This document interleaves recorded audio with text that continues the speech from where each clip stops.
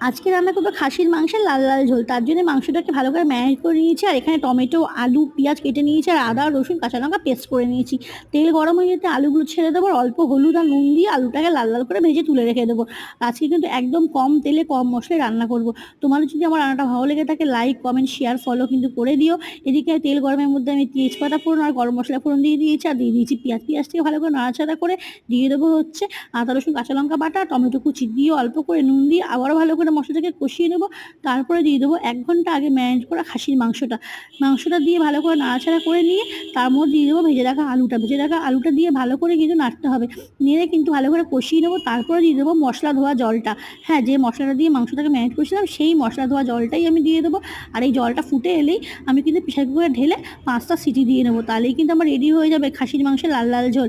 এবার দেখো অল্প করে জল আমি অ্যাড করে দিলাম মাংসটাকে সেদ্ধ করার জন্য। 5টা সিটি হয়ে গেছে, আমার কিন্তু মাংসটা একদম রেডি।